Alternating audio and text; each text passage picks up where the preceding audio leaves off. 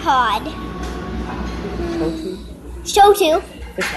December 4th, 2015. 5, 4, 3, 2, 1.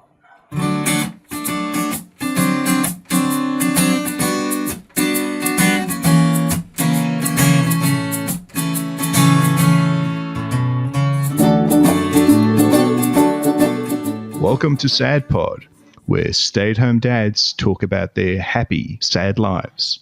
I'm your host, David McFee, coming to you all the way from sunny Palm Coast, Florida. I'm an Australian transplant with 3 passports who until recently spent 100% of his time at the beck and call of a 14-month-old little girl. The stay-at-home dads joining me tonight are Craig Levine from Parkland down in South Florida. He's a doctor's husband with 3 kids and practices realty in between his dad duties and listening to the Grateful Dead. Say hello, Craig. Hello, gentlemen. Numero 2 is Dan Scott of Fort Worth, Texas, an experienced bagger of groceries, aircraft repairman, and teacher of at-risk students. He left it all behind in March to raise his now 14-month-old son. He enjoys video games, genealogy, and accidentally leaving the window blinds open while undressing. Please put your robe on and identify yourself, Dan. Hey guys, I didn't see you there. Next, we have Danny Mercer, a stay-at-home dad of 6 years and father of 4 from Georgia. You can find Danny on Facebook, Twitter, and YouTube under his gaming name, Al Stays Home. Look for it in the show notes. Let us know you're there, Danny. Howdy, folks. How are you? And finally, dad of 3, Matty McGraw, an Indiana native transplanted to NorCal. Matty runs the Geek Dad Show about parenthood in the digital age. Look for it also in the show notes. Step up to the mic, Matty. Hey, guys. Welcome. Before we get started, I came across a news report I'd like to share. Trust me, it is relevant to tonight's show. According to a new report released this week by the Pew Research Center, a rising number of weak, emasculated men are working as stay-at-home dads, performing other submissive duties. In an anatomical sense, yes, these are men, at least technically speaking. They're people who are nominally male, in some sense of the word, but who are performing domestic duties and caring for children like ineffectual weaklings who might as well be castrated. For more on this story, check this week's Onion Review.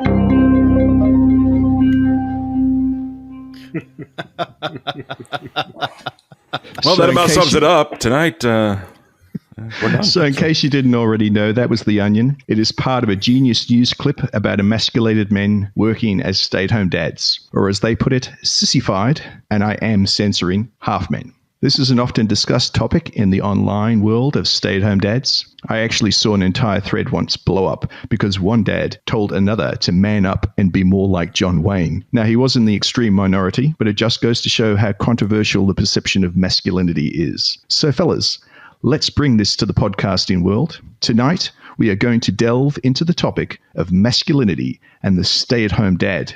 Are we men? Are we half men? Are we, dare I say, trophy husbands? Despite the wealth of facial hair I see before me, do we get to keep our mythical Mancard, or is it all BS? And with those questions in mind, Danny, how manly do you feel? Oh, I am very manly. It doesn't matter what I'm doing, how much I'm caring or loving my kids. I'm still a man. I'm a part-time blacksmith. I chop my own firewood. I harvest rabbits, shall we say, for my own meat. You can't get much more manly. So you're a hunter-gatherer? Absolutely. Now, actually, what is the definition of a man card? Can anybody step up and give it to me? Yeah, I got one for you. I've got. I looked it up because I was wondering exactly what is a man card. Because I've been told, yeah, you got to give up your man card because you had your nails painted by your daughter. Yeah, come get it. But it was said. I got the definition that it's a requirement to be accepted as a respectable member of the male community, and it should be revoked for doing non-respectable male things. I thought that was a pretty amazing definition because I think, especially for stay-at-home dads, if you're around other stay-at-home dads, there is nothing more respectable than doing what we do. Whether it's cooking, cleaning, heck, sewing up a dress, sewing up a sock, whatever we have to do to take care of our kids, there's nothing more manly, in my opinion. Now, where did you get that definition from? I Googled it. There was just a website of an Urban Dictionary that had that definition. I was just about to say, just because it had 858 upvotes, does that mean that it's actually the genuine definition of a man card? But we'll go with that. I liked it, so. So with the fellas out there, would you agree that that's the definition of a man card? Well, only if we had to take away Henry's man card because he cried in public when Christina dumped him. I have no idea what you're talking about. Oh, we've got some researchers amongst us tonight. Nice. Yeah, that was right below the definition on man card as an example on Urban Dictionary. Yep. So have we all been Googling this afternoon, or is it just we happen to have Google open at the moment? I happened to search it. I was going to Urban Dictionary while Danny was already quoting it. I looked it up actually months ago because my wife got me a stainless steel man card with a little cutout of a mustache, which evidently is one of the things that you're expected to have as a gentleman, as we've talked about already, is to have some facial hair. Well, I think we're all good there, except for maybe Craig. It just depends on the day of the week. I don't shave more than once a week. I guarantee that. Excellent. Well, that's one of the things, too. In business, you really need to be clean shaven. It's expected. Now, it's getting more and more, they're letting it go a little bit. But realistically, especially as a realtor, for years or in sales or anything like that, you had to be clean shaven. Even a mustache or a goatee was just too much. As stay-at-home dads, we have more men with bigger, longer, thicker beards because this is, we're our own boss. We do what we want to do, and we grow that hair out as much as we want. I think it's more manly. I think we just don't have the time to shave or I mean, if you've got 5 minutes and you choose between shitting and shaving, I know what I'm choosing. For sure. Of course. I think that there's value on both of those things. Sometimes it even comes before showering. Not shaving. Yeah. No, the other one. Yeah. So you're trying to say that a man is basically somebody with poor hygiene? Yes. I can see that, yeah. A dad. You're not a man unless you smell like a man. Yes. Yes. Well, it's funny because I've been doing a little bit of research other than that, and they do say, what was it? They say that testosterone levels have actually been going down since about 1989. I think it's something like 1.5% a year. And I think it's down at about 17% overall. But at the same time, so has the increase of stay-at-home dads. Now, that's an inverse relationship that you just can't ignore. They're saying that as testosterone's been going down, stay-at-home dads have been increasing. Yeah, well, I think there may be a correlation there, but it's the same thing as we don't use our wisdom teeth anymore. People are having their wisdom teeth taken out because it won't fit in their jaw. That's not because we're becoming more effeminate. That's the lessening in testosterone. Well, yeah, 1,000 years ago, I'd be fighting off crocodiles or something. I don't know. Exactly. I would need more to keep that the muscle mass and everything else that we don't need in a society that really, even worldwide, and except for an unfortunate percentage, most of us are pretty well fat and happy, and that will make your testosterone go down. Well, I'm going to jump in here and say that right on the man card. So we were on the chat a few weeks back, gentlemen, and I was at my in-laws, so my alcohol choices were low, and I made a red wine with a sparkling water, and I made a wine spritzer. That's definitely as far as a Urban Dictionary goes, revocable or losing some man card points for sure. Yeah. But I want to go completely opposite now, and I can tell you, and I would love to get your opinions here, that when I was really deep taking care of the baby, and I'm talking 6 months, 4 months old, whatever, wife had 3 months off, sometime between 3 and 6 months especially, I could swear there was some hormones kicking in way on the effeminate side. Things that would hit me, and I could only think about them after the fact. I'm like, wow, I was really quite emotional over something that normally I wouldn't be. And I think just being around a baby that is so helpless, and you're the 90% provider for, there's definitely something that was physically going on physiologically, I don't know, I can't even say that word, but I think, chime in here. Tell me, am I the only one? There's actually research into that. They do say that the longer that men spend with their children, their brains start to show patterns at which they become more adept at actually acknowledging their children's emotions or recognizing their emotions. Mm-hmm.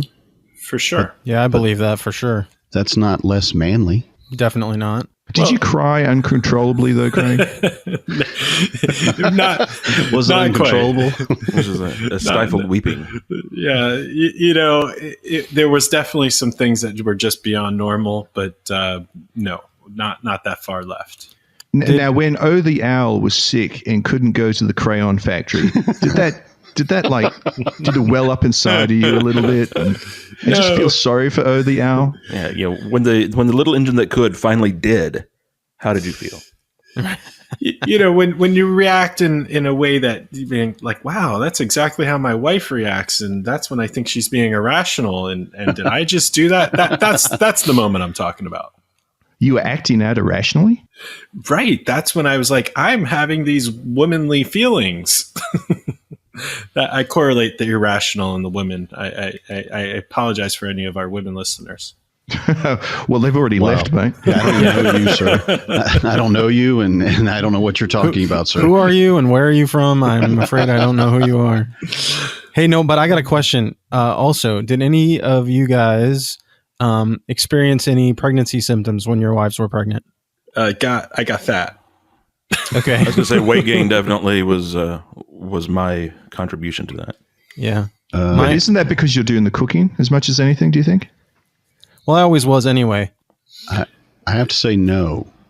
But I've heard of this a lot. I didn't, other than weight gain, but I definitely heard of it being pretty common, even with the much more manly men that weren't the stay-at-home dad guys. Definitely not something I hadn't heard about. I mean, really, though, what's the cause, though, obviously we know that eating too much food is the cause, but how does it happen? I mean, is it because, I don't know, you're cooking for 3 and your wife doesn't eat it all and you think, well, I'm not letting that go to waste? Or That's probably some of it, but no. But you have to realize that the woman's body is taking on extra nutrition so that it can grow a baby. And if you're tuned into that and you're getting pregnancy symptoms, then your body's decided to hold on to nutrition that way as well. I got morning sickness for a week. My wife didn't get any, but with both of our kids, I got morning sickness for a week. The second time, that's actually how we knew she was pregnant. Oh, that's because awesome. I felt fine, and then I started throwing up every morning. And she's like, maybe I should take a pregnancy test. And I'm like, yeah, why don't you? So, but yeah, I got it pretty bad. I got, I had morning sickness for a week. I was getting really achy joints and just all the things that everyone said my wife should be experiencing, and she wasn't, but I was doing it for her. Wow, you're a pregnancy diviner. Yeah. Pretty crazy. I think it's the mind. I mean, the mind is so powerful, and I think that the mind is capable of really telling the body anything. I don't know. It sounds like witchcraft to me. There's got to be more to it than that. There's got to be a smell or something. I mean, somebody's going to be sitting there's pheromones or something. Yeah, well, you can. Well, I don't know, but you can. But a lot of people can. I can look at a woman and I know if she's pregnant. I mean, it's not every single time. I'm not saying like I'm a diviner, but there is a certain difference in them physiological. Their body is changing, and it shows. And I'm sure there is pheromones involved. And you better be careful of that, though, mate. Yeah, man. Yeah, somebody could just be too much of the all-you-can-eat buffet. Well, I think in suggesting that it's a smell is dangerous territory, anyways, because nobody should have to wake up in the morning and say, honey, the way you smell makes me want to vomit. I thought you were going to say, honey, you smell awfully pregnant today. Yeah, it's just making me that's just so the chili, sick. mate. That's just the chili. I'm so saying that to my wife when I go to bed. You smell awful pregnant. She'll kill you, Danny. Then we'll be looking for you on the couch, right? Right after that. You smell like my you're wife knocked up. has a great sense of humor. She would laugh. That's going to be your new code line, right? That's right. You're smelling pregnant. So, I mean, to be honest, the only thing that we've got going for us as stay-at-home dads is bad hygiene. Other than that, emotionally, smell-wise, and certainly in terms of our weight, we're women. No. No, I don't think never. that at all. Here's the thing, though. You change not because, I mean, your kids change you. When you become a dad, you change. When your wife becomes pregnant, your testosterone levels do drop. When you have children, your testosterone levels drop. As you age, your testosterone levels drop, and all of that burns off fat. And you can ask probably any woman that's ever been in a relationship with a man and they're working out together, and the husband basically just has to think hard and he loses weight, and she's struggling. It's because of the way we're built physiologically. We're completely different. But the drop in testosterone doesn't mean you're less of a man. It doesn't mean you're a woman for sure. You're not producing estrogen at that point. You might look like you have moves. If you want to look at it from an evolutionary standpoint or sociological standpoint or cross between the two, if your T levels are dropping, then that's because your biological desire to go out and procreate it's not necessary anymore. You have offspring. Now your job is to take care of them. Bingo. And if, testosterone is going to make you go out and try to make more offspring, but then abandon the ones you got to where they don't last long enough to reproduce, then what good does the testosterone do you? This is rather a disappointing storyline for any future dads out there. Well, yes, if you want to stay as manly as possible, do not have children. Well, I have to say, Danny, being a blacksmith and chopping your own wood, you get so many extra points in the Mancard thing. Being a guy who admittedly drinks a wine spritzer, I just don't have the cards stacked right. I feel like I need to go kill my own dinner.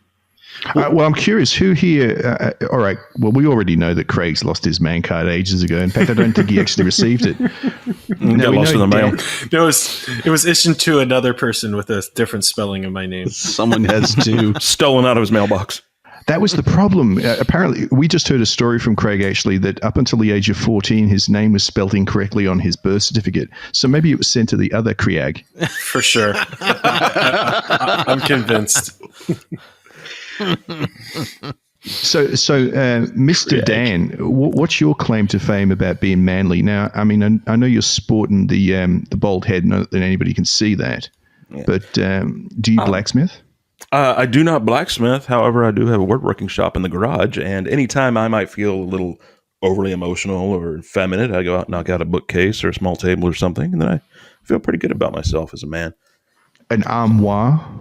I haven't gotten to the armoire yet, but just because we have plenty of closet space here in the house, so there hasn't been a need for one. But maybe soon. Yeah. But you live in the great state of Texas. I don't think they let anybody in there who's even slightly effeminate. Is that correct? There are border patrols that try to keep the less manly men out. However, if you're already in, it's one of those, the whole immigration thing. Once you're past the border, who knows where you go. They don't really get to keep good track of you. So. I did see a story once where they talked about how if you wanted a truly manly man, that you had to either go to Australia or Britain. Now, I think that since I came here, something happened to me, and I'm not sure that I actually qualify anymore. Britain? Yeah. But, you had to check it with your passport, huh?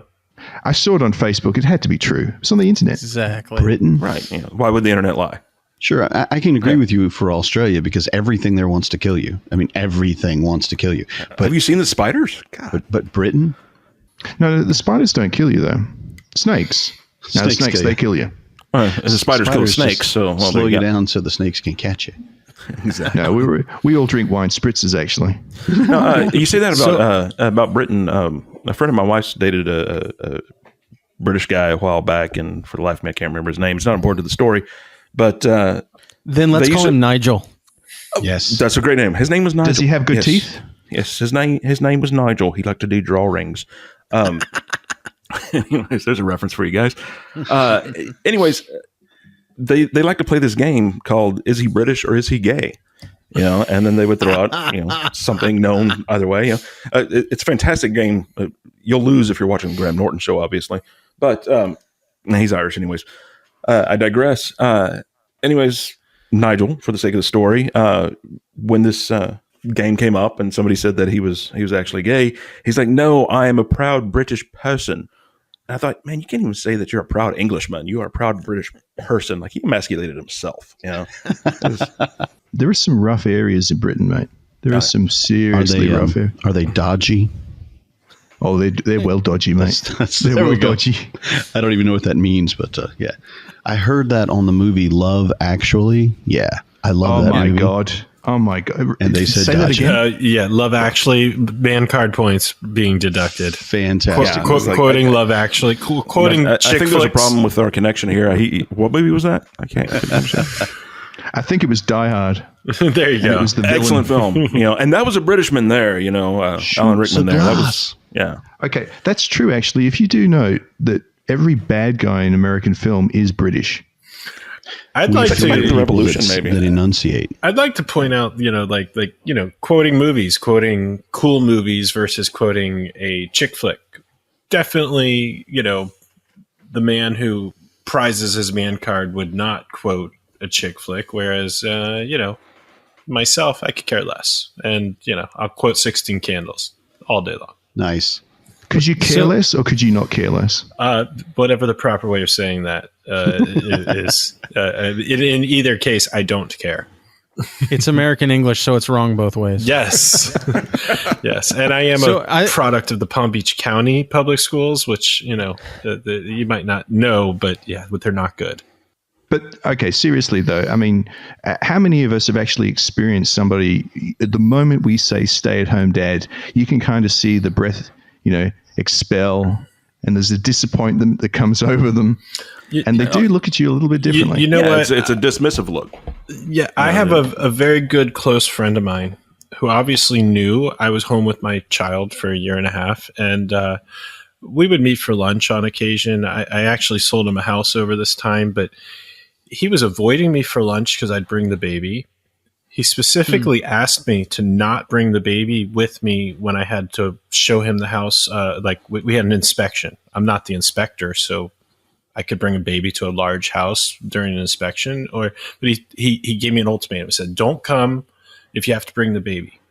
Now, I did this for 18 months. No client could care less. Usually they wanted me to bring it. My very close friend had an issue with it. I think it was jealousy.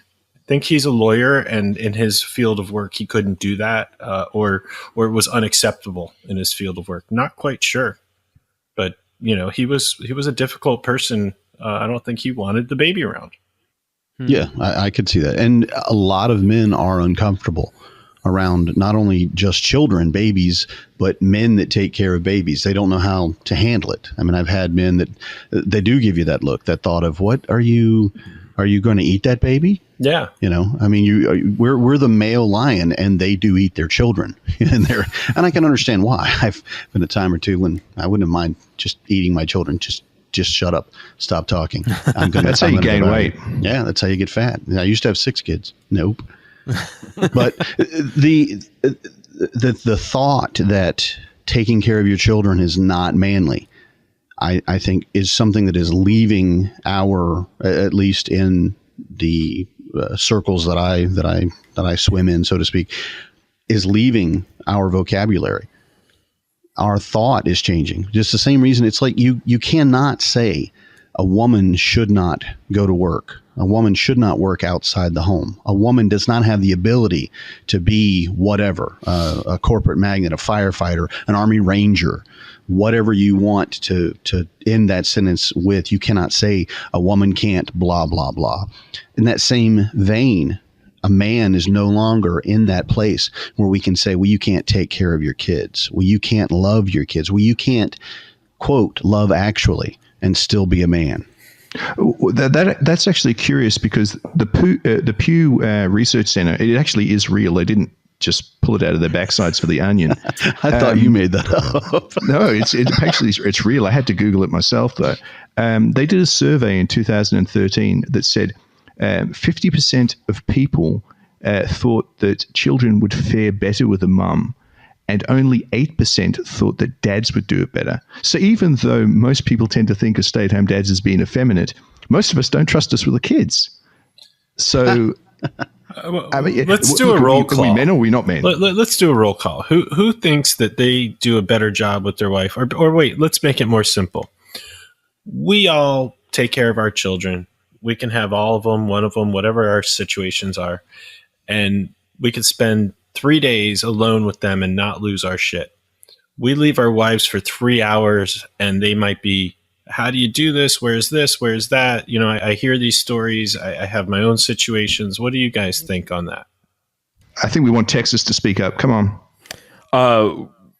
So does you? I'm sorry if I'm at a loss of words. Part of me says, look, do not engage in any conversation that might be construed as disparaging to the wife because she will download this and hold it against me. So if we can keep it a bit more generalized, and I've already forgotten the question, but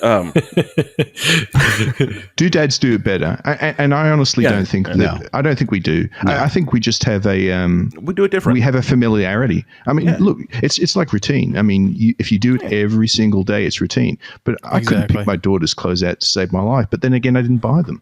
Well, I disagree. I think I do it better, and I think there's a lot of guys that are in the forums that fall into that same category. I've read numerous threads where, the dad is venting because he's gone for 4 hours and the wife can't keep it together when, they leave for 4 days and, you don't hear a peep. We just do it.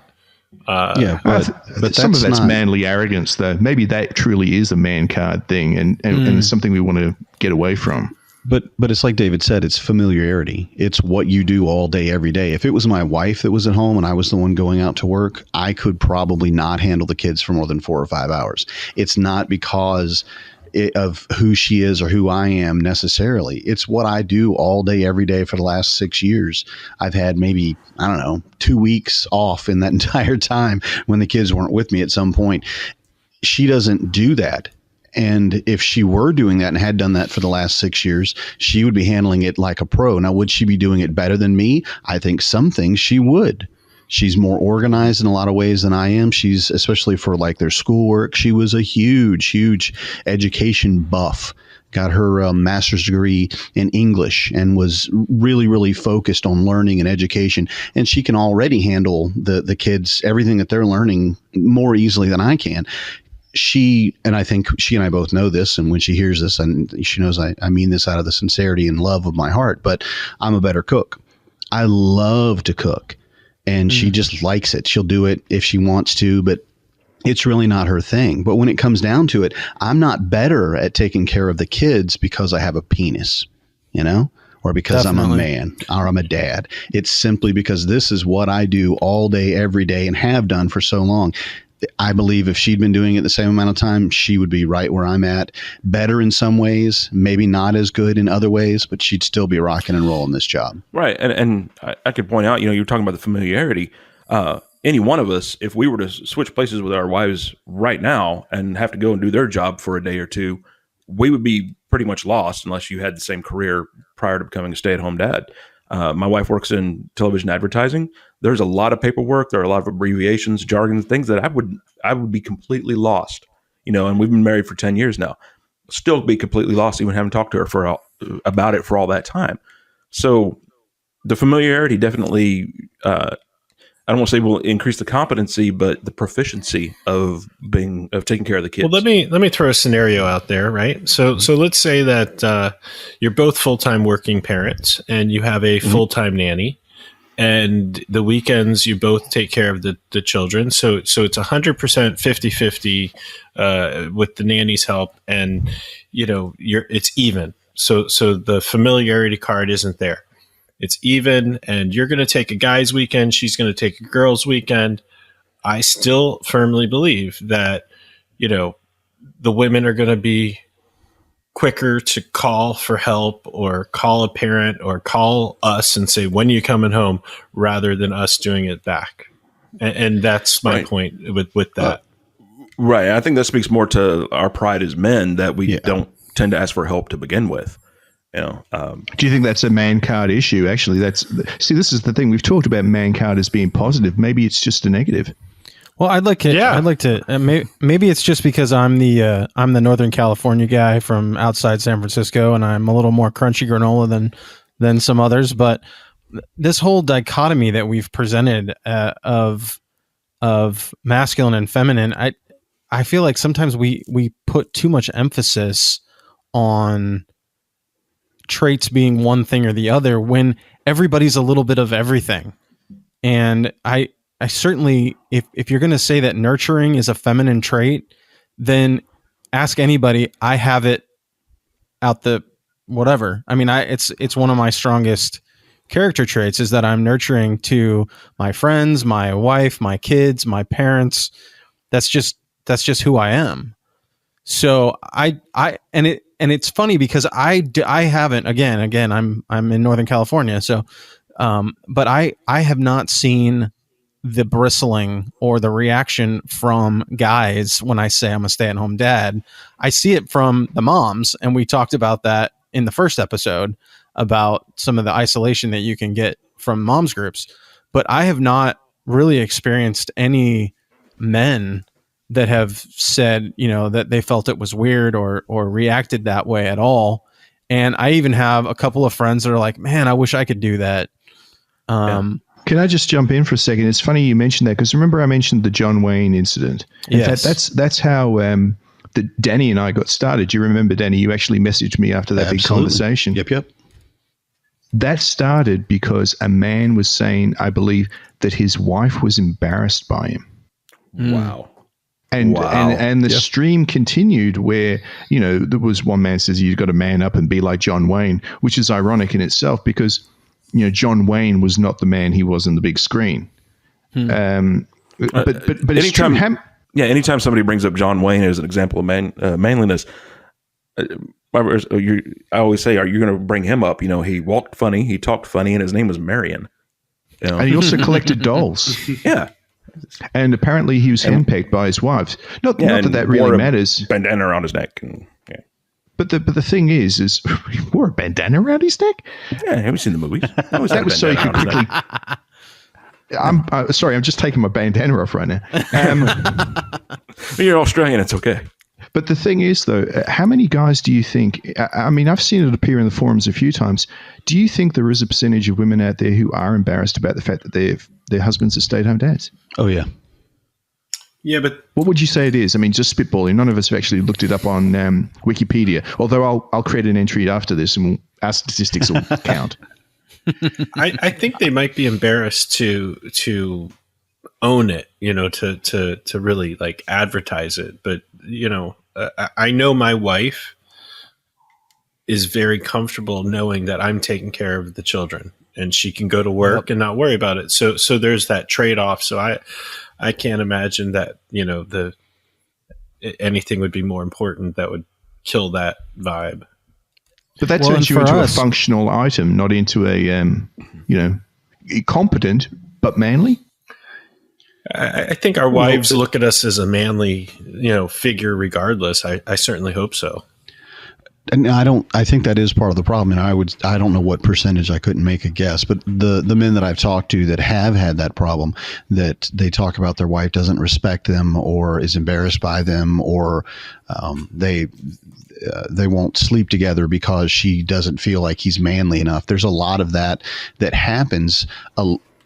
From what I've seen of it, a high percentage of the men that have that issue are in the situation of a stay-at-home dad because of either a disability or an inability.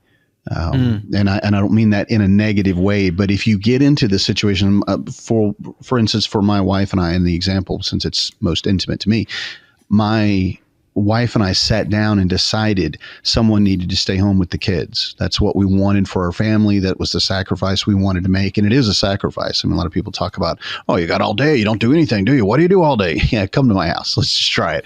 But that is a huge sacrifice for any person. And in my opinion, it's even more of a sacrifice for a man because we are giving up what a lot of us feel when I'm supposed to be the breadwinner. I'm supposed to be working. I'm supposed to be outside the home with a job, doing my thing, climbing the corporate ladder, that competitive thing that all men seem to have, that need, that drive to just do more. And you give that up. My wife and I sat down and we talked about it, and we've talked about it a lot since, because it was not easy. It still rears its ugly head sometimes. But the fact that I made a sacrifice for my family. I'm not doing this because I can't do anything else. I'm not doing this because I'm disabled, fortunately, and I'm very thankful for that. But yeah, go ahead. No, I was just gonna say, let me jump in on that. Just and remember what Obi-Wan Kenobi said: only the Sith speak in absolutes. So I have to let you know that I am not one of those guys that felt like I should be doing the corporate thing. I've never had a job that I really liked in my life, probably since I was a paper boy in 7th grade. Mm-hmm. So for us, it made so much sense. And I get exactly what you're saying though, Danny, that we sat down when we were thinking about getting ready to have kids, and like, my wife has a really good job.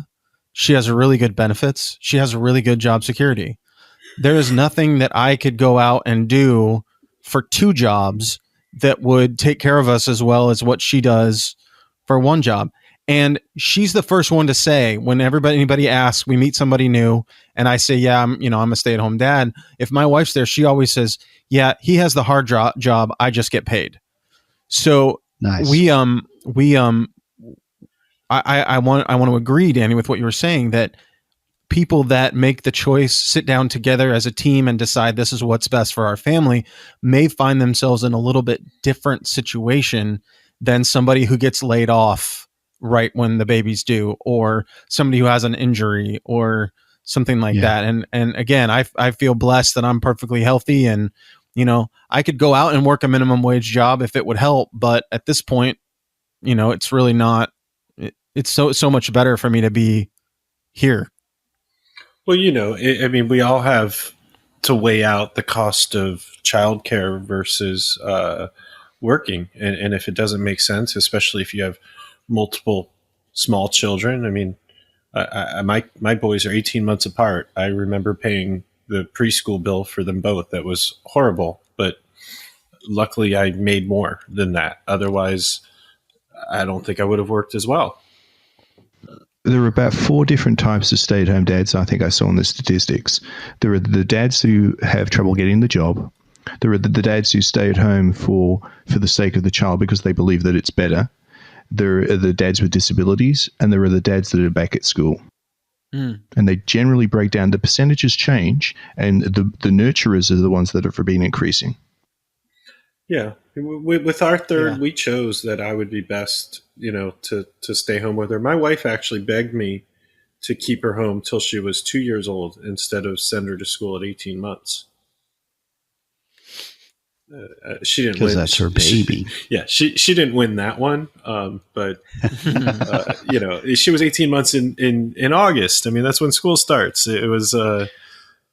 Well, hang on, Craig. What? Sorry, Craig. What made you want to put her in school so early?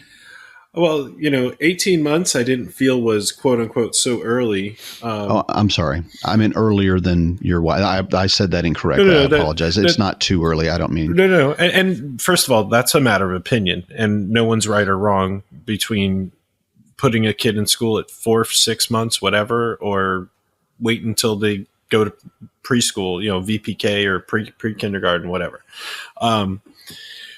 We just, she didn't want to hire someone else to watch the kid. And where we live, there's 2 really good schools, but they don't start until the kid's 18 months or walking. And that was just their rules. We could have gone to some less desirable childcare places, perhaps, that had the baby rooms. And, with my middle child, he was in one of those at about 4.5, 5 months old. But, it just, this one was the baby girl. So wifey treats that different. Okay, welcome back. We had a little bit of a technical glitch there, and we lost Mr. Dan Scott. Apparently out there in Texas, there was something wrong with the time, or it's just bigger in Texas, or the internet screwed up, or whatever it is. But we're back. What do you get called around the house, or what do you call yourself? Because I'm curious about this. We've been talking about the Mancard situation. We all think of ourselves at least as men. But what do you call yourself? Do you go for the uber masculine title, stay-at-home dad, or you just go, hey, I'm a stay-at-home dad? Paterfamilias is the one that I prefer. I beg your pardon? Paterfamilias, the Latin, the father of the household or the father of the family. Yep. Nice. I am Topus Doggus. There you go. That's how it goes. I'm just dad. Just Yeah, me dad. too. I'm just dad. People asking me what I do. Oh yeah, I'm a full-time dad. I usually will say full-time more than stay at home. I don't know why, but that's usually what I say. And I like full-time dad. That's good. I usually say I'm an international man of leisure. People always laugh. They're like, "Oh, that's funny." I'm like, no, actually, I am. I'm a kept man. I don't work. This is what I do. Yeah, I take I've used care that of kids. too. Kept man. Kept man. Well, Tends to be trophy more often. husband is, of course, if you're out for a chuckle, that's the easy chuckle. Yeah, I've got no problem with that personally. Yeah, I would. I don't think I've really used it maybe more than once or twice for a chuckle, but I wouldn't be opposed to being called that. I was a You wouldn't trophy. mind being called a trophy husband? I know guys who think of themselves as that. There's a fella. I keep on coming back to this far. We should get him on the podcast sometime. Who's in northern Florida, and the way he thinks about himself, he's in a demographic all of his own. Mm-hmm.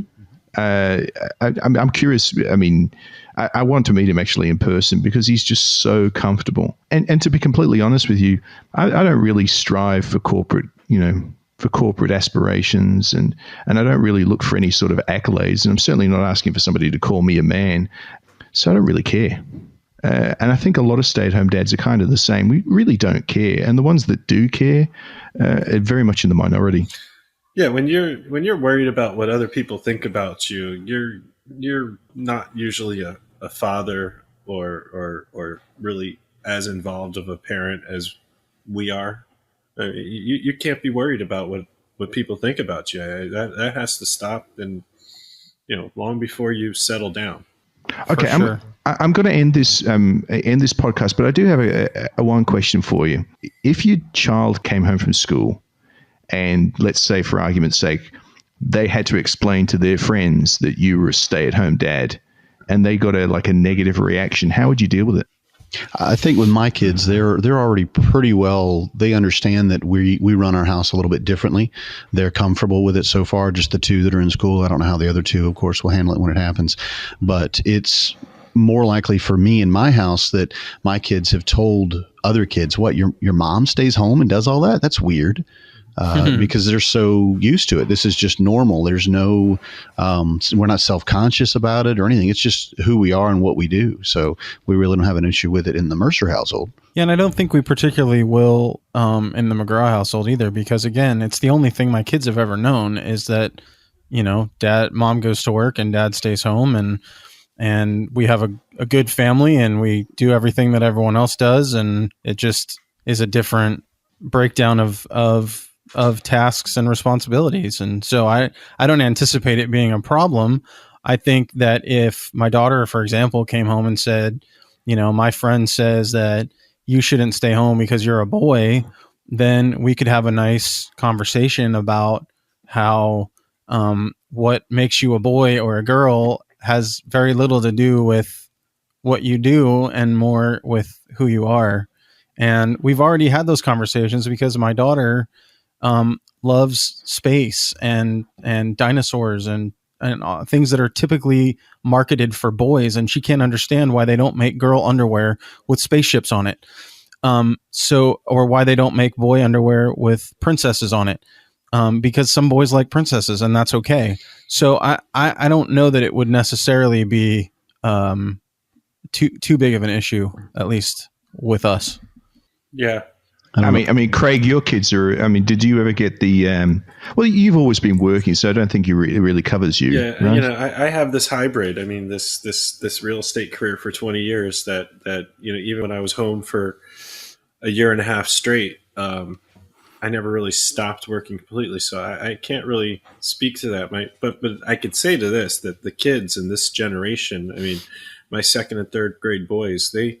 I don't think they have that type of conversations. I mean, they're usually on topic. Their school is quite intense, and their free time is really limited. And then they're in electronics, and I just don't see them interacting on an intellectual level to even have that kind of a conversation, to be honest. Generally, it comes in from other kids. And we're going to wrap this up, Dan. Do you anticipate that your son's only 14 months old, so you've got a long way to go. But do you anticipate him being a stay-at-home dad for the long term? Do you anticipate bringing some more kids into the fold and, I don't know, having 6 and 7 and featuring on a TLC program? We're not 100% sure yet. I believe it is definitely going to end up being the probability. God knows that I don't necessarily want to go back into teaching, so I would have to end up finding another career if that were going to be the course. As far as what my kid thinks about me, he's going to love me. He better.